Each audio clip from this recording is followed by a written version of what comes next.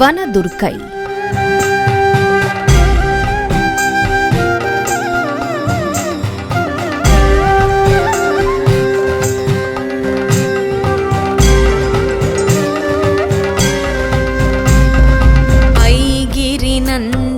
नन्दितमेदिनि विश्वविनोदिनि नन्दनुते गिरिवरविन्ध्यशिरोधिनि वासिनि विष्णुविलासिनि जिष्णुनुते भगवति हेशिति कण्ठकुटुम्बिनि भूरि कुटुम्बिनि भूरि कृते जय जय हे महिषासुरमर्दिनि रम्यकपर्दिनि शैलसुते.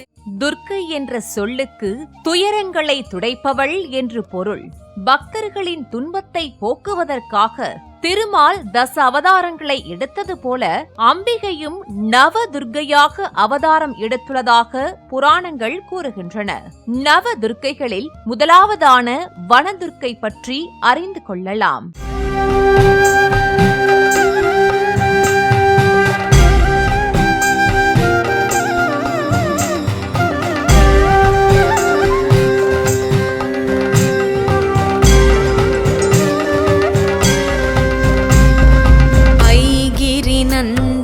नन्दितमेदिनि विश्वविनोदिनि नन्दनुते गिरिवरविन्ध्यशिरोधिनि वासिनि विष्णुविलासिनि जिष्णुनुते. வனங்கள் உலகை காப்பவை என்கிறது அறிவியல். வனம் என்றால் காடு, துர்க்கம் என்றால் கோட்டை என்பது பொருளாகும்.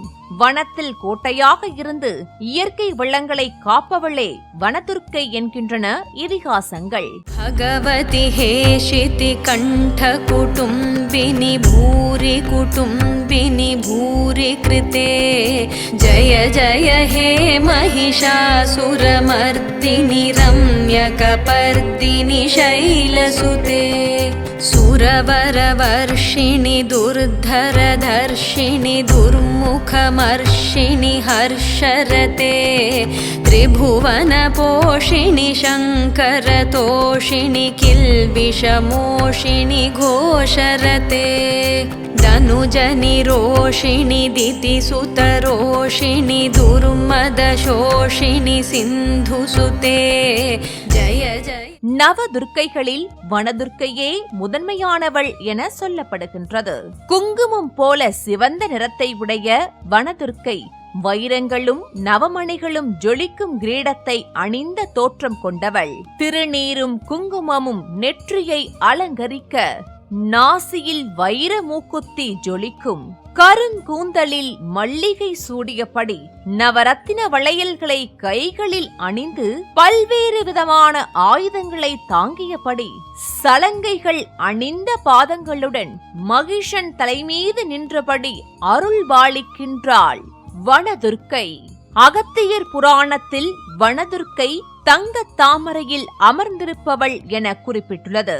மேலும் வனதுர்க்கை முக்கண்களுடன் மின்னல் போன்ற நிறத்தில் சங்கு, சக்கரம், அபயம், வரதம் தரித்தபடி சந்திர கலையை சிரசில் அணிந்தபடி பல்வேறு விதமான நகைகளை சூடியபடி சிம்ம வாகனத்தில் அருள்பாலிப்பதாக சொல்லப்பட்டுள்ளது.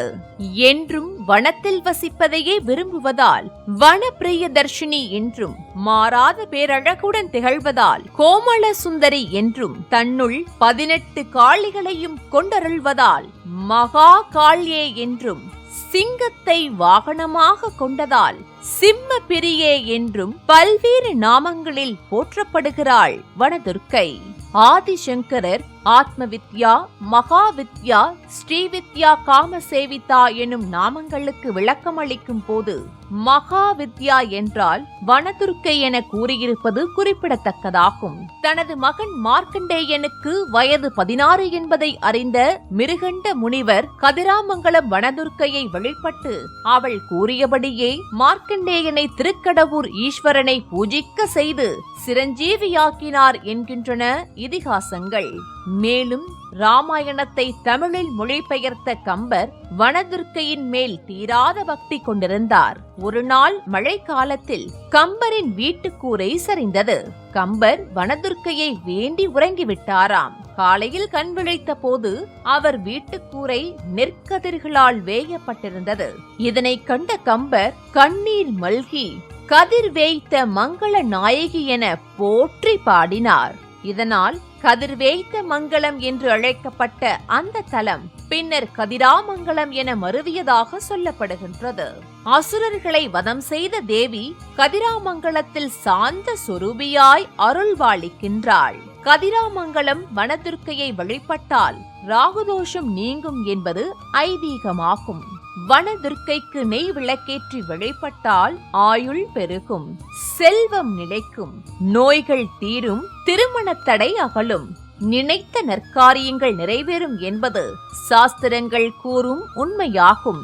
வனதுர்க்கையை வழிபட்டால் சர்வ மங்களத்தையும் அருள்வாள் எனவும் சொல்லப்படுகின்றது. மேலும் பெண்களுக்கு தீர்க்க சுமங்கலி வரத்தையும் நல்ல ஞானத்தையும் வனதுர்க்கை வழங்குவாள் என வேதங்கள் கூறுகின்றன. உள்ள தூய்மையுடன் வனதுர்க்கையை வழிபட்டால் இல்லந்தோறும் இன்பம் நீடிக்கும் என்பது உறுதியான உண்மையாகும். வனதுர்க்கையை வாழ்த்தி வழிபடுவோம், வளங்கள் பல பெற்று நலமுடன் வாழ்ந்திடுவோம். भगवति हेशिति कण्ठ कुटुम्बिनि भूरि कुटुम्बिनि भूरि कृते जय जय हे महिषासुरमर्दिनि रम्यकपर्दिनि शैलसुते सुरवरवर्षिणि दुर्धरधर्षिणि दुर्मुखमर्षिणि हर्षरते त्रिभुवनपोषिणि शङ्करतोषिणि किल्बिषमोषिणि घोषरते धनुजनिरोषिणि दितिसुतरोषिणि दुर्मदशोषिणि सिन्धुसुते जय जय हे महिषासुरमर्दिनि रम्यकपर्दिनि வனதுர்க்கை